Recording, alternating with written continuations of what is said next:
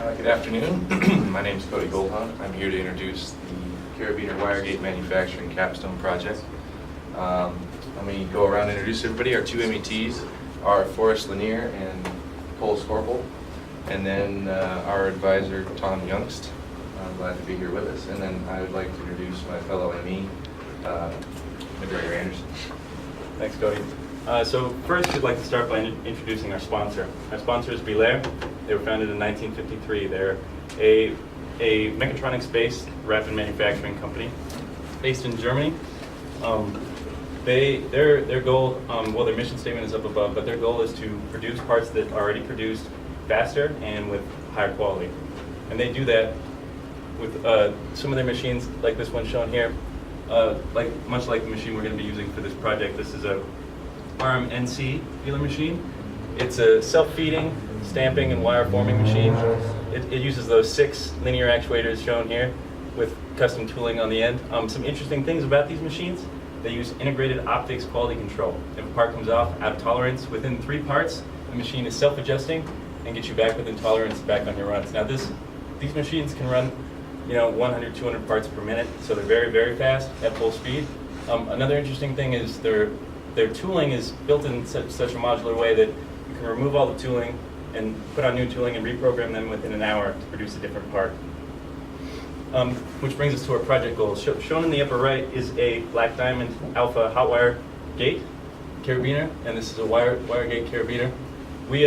At first we approached Black Diamond because we wanted to build a wire carabiner gate for a carabiner, and when we looked at the machine, we realized we could also expand on that and bring them geometry that they thought was previously unavailable to them. So not only are we bringing them a new product, we're doing it faster than they can produce their current wire gates. Furthermore, that brings us to back to Cody with our design specifications. Oh, sorry.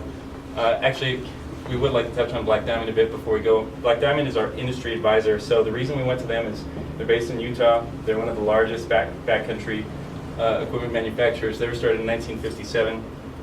We've actually been down to their manufacturing facility in Utah once last week, and we wanted to demonstrate, our Capstone started as kind of a toy carabiner, but we wanted to demonstrate that we can actually produce real-world products. And with that, it'll actually bring us to our design selections with Cody. So when designing a carabiner, Black Diamond focuses on 2 major types of carabiners. We have our wire gate, which I have here, and we have a solid gate carabiner. We're focusing on the wire gate design. It has advantages in weight and strength, and it's just easy to use. So when Black Diamond, meeting with them, talking with Alex over a video chat, they emphasized that ergonomics and aesthetics were a huge goal of Black Diamond. And they get direct feedback from both their customers and their employees, who they pride themselves in hiring actual climbers and skiers to be their engineers. And there's obviously industry standards that we have to conform by too. 20 kilonewtons along the major axis, that's loaded like this. 7 kilonewtons along the minor axis, which would be loaded like this. And then a gate life of 100,000 cycles, which means it has to be able to reciprocate 100,000 times without failing. Or still has to actually come back and lock into the nose of the carabiner. And then has to have non-obstruction when loaded with roughly 250 pounds longitudinally. The gate still has to be able to open. So just some basic stuff. So then we proceeded, after that conversation with Alex from Black Diamond, we laid out some alternates based on what they were kind of feeling for their ergonomics and aesthetics. We ended up choosing 4 different alternates in our gate design. And what I mean by the analogy here is the top portion of the carabiner close to the nose is what I mean by the top part of the gate, and the lower part of the gate is down here. And basically we were constrained by just choosing shapes that would be ergonomically appealing and functional for the actual gate part of the carabiner that would fit onto an actual hot wire carabiner. And then our design factors ranged from strength to ease of manufacturing. An important note is strength and safety are separate. What we meant by safety is we needed to accommodate for the possibility of back clipping, which is a very dangerous situation when climbing. We didn't want to accentuate that problem. That was very important to Black Diamond, so we wanted to consider that. And then we immediately started to lean towards these first 2 alternates and decided to take them to our next step of design. This is our first alternate. It is a small radius on the top part of the gate, leading into a straight shank into the pivot point. Here you can actually see a model on the physical hot wire carabiner model. So this is what it would actually look like after production, and you can get kind of a feel for the ergonomics and the aesthetics of the actual gate. Our second alternate was a small radius on the top, and then we kind of added a nice aesthetic large radius into the bottom to just have a more aesthetic appeal. And as you can see on the hot wire carabiner, it's a very similar geometric compatibility and ergonomic factor. So we went ahead and tried to kind of hash out some analysis. So you can imagine from a mechanical engineering perspective, the stresses on this motion right here are pretty complex. So just some preliminary analysis, broke it down into tension, direct tension. This is if the climber falls and the gate has to be able to sustain some load. We looked at the stress concentrations here, and as you can see, our revision 1, our alternate 1, actually experienced more stress in a smaller area, as you can see by those 2 red dots, and that would be bad. That would be a sign of it can fail easier than our alternate 2, which you can see had a lower maximum stress, and it's actually spread over a large area, so that would generally say that's safer. And then our deflection was interesting and unexpected. Our first alternate actually had more deflection than our second alternate. As you can see, a lot of the deflection in this one was accommodated by that lever it's creating with that first radius, whereas this one you can see it taking the deflection in that leftmost arm, so it ended up being less overall deflection. And then we had to think about fatigue life, and where the fatigue life factors in is this motion right here, and that is a direct torsion on the gate. You can imagine me pulling the feet apart as I'm doing this, and that all is concentrated up on the top of the carabiner gate. And as you can see, our first alternate actually won this competition because you can see it had very similar stress between the two, and this one was distributed a little evener, and then you can see a stress concentration here in torsion. So in repeated cycling, I would say that one would be more prone to fatigue. And then with that, I'm going to turn it over to Cole to tell you where we've been and where we're going. Well, as you've seen, we've been busy, and judging by the schedule here, we still got a lot to do. After completing all the initial research and designing, we continued to keep in touch with Black Diamond to give us more info on where to go. Got the presentation ready for where we are. We will continue with the design and lean tool production, or review. That will lead into the failure mode effects. And in less than 2 weeks, we have the exciting opportunity to fly over to Germany to get more experience on Bihler's machines and their programming, so we can gain the ability to produce these parts effectively and quickly.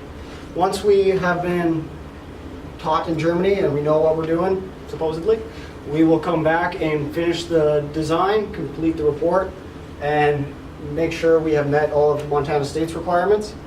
Once we are done with that, we get to go back to industry and make sure the product that we are producing are going to meet Black Diamond's requirements. So we're going to hopefully produce a part that will be user-friendly and ready to be used. After the critical design review and finally submitting the report, we will begin producing the tooling for Bihler, and in March we will fly over to Germany, I believe in March or April, we'll fly over to Germany and test the tooling and begin to produce parts. And with that, it's Forrest. I'd like to give a special thanks to our advisors, both Tom Young's as well as our industry advisor, Black Diamond, support staff all at MSU, here at MSU, and our sponsor, Bihler. With that, any questions? Good question. With that was an ANSYS model, right? Were you guys applying your loads just axially on either side? There's 2 axial loads when you're putting it in tension, or how were you applying? When I applied it, I applied it across the whole top. So I was kind of trying distributed load. correct across the top, because you can see it. They actually, if you look closely at this, it's an extruded shape in there, so it's meant to try to distribute that across the carabiner. And then it's interesting. Yeah, and when we were figuring it out, when we took a tour of Black Diamond, we actually got to see them fail a few of these destructive testing. And what actually broke first was the nose of the carabiner, not the gate, so that was pretty interesting. Yeah. So did Black Diamond seek you guys out, or did you guys have your sponsor that you guys went and chose Black Diamond as your So originally we had, I believe Tom had previously worked with Black Diamond with carabiner things, but initially this project was just with Bihler and a carabiner that had been previously designed. But once we realized that the part could actually be a real world application, we decided to contact Black Diamond because of their previous experience and their good products. It also happened to be the right time because they were actually looking at redesigning some of their carabiner gates anyways. So. And then were you guys allowed to modify not the gate the rest of the carabiner, or you just? No, you this is wanted to building design one for an existing carabiner, Okay. that hot wire gate that we showed. The one tolerance they do allow us to adjust is they can very easily change where these two holes are positioned. So I would assume their gates manufactured right now don't have that good of a tolerance on them based on their machine we saw. So the neat part is that our Bihler machine would actually allow them to probably keep a consistent hole because we keep a consistent tolerance with a better machine. So did you guys have a budget? I did miss, okay. Because it seems like it'd be pretty expensive. Now you said you're gonna start making parts. Are you making a ton of these, or? So a lot of the budget is mostly coming from Bihler. They are sponsoring much of the travel to Germany and things like They're that. gonna pay for all that, and they're gonna, Yes, and and then then- you're gonna use their equipment. Correct. And use their equipment. use their and- machining. They are providing us with blanks for their tooling for us to manufacture the actual tooling pieces on the end.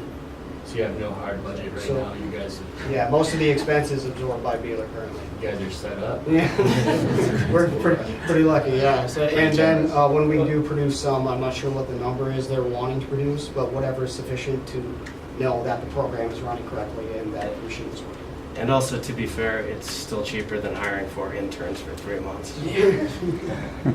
So your guys' the tooling, is the tooling expensive exactly for their equipment, or do you guys know what exactly? Do you want to go It's- back to, yeah, we go don't have back. that picture, I Go guess. back to You it. saw the fingers are Yeah. actually, they come Yeah, from but- just stainless bar And stock, so basically. the tooling is actually the fingers. Is the- It's yeah. these things right here. All right. So all Everything the- touching the wire. Yeah, correct. Okay. And that's So- all modular. It's that central piece as well as the 6 on actuating pieces as well. All those hex screws you can see are where it Yeah. actually And is. most of it, as you can see, is actually pretty simple geometry, Yeah, so actually. to me, it looks like tooling's probably fairly cheap. Yeah, so it should be. $20,000 should be $2,000 Yeah. or $3,000. Yeah, Mhm. no, That's it's the not. advantage.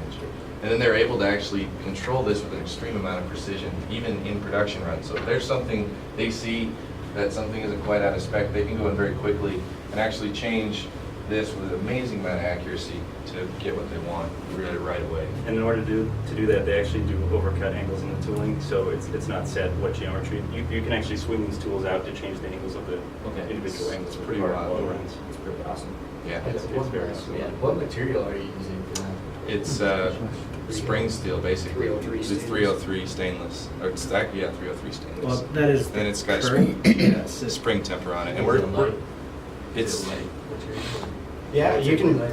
if you'd like, you can. it's look the at that lightest there. they've found. It's also very strong. They put a full spring It's temper the on it. same material as this one. Yeah, very similar. Yeah, they use the same.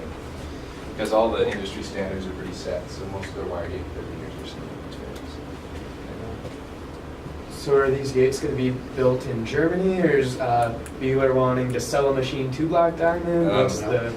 Our angle on it is we're designing the tooling as an educational experience to fit the Bihler machine. Then we'll go to Bihler and we will prove that we can make one of these gates. Past that, it's kind of out of our hands. Yeah, so we're. And I believe it's more to show Black Diamond what's possible with these machines and give them the opportunity if they Not want to only buy are one. we There are none of satisfying, these machines in America. yeah, so not only are we satisfying Bihler and Montana State, we are also trying to help Black Diamond and the US market in general to bring these machines to the US. A lot of stuff going on in one project. I'm the ninth person in the world to know how to run that, so Yeah, they're very, very new, very, very new technology. yeah, it's totally new. And they're the best at what they do, as you can see. So we're pretty excited to get to play with some new toys. Yes, yeah, we're gonna definitely try and find the Bihler. Yeah. And then the cool part is we'll actually get to go to Germany when we present to Mr. Bihler himself.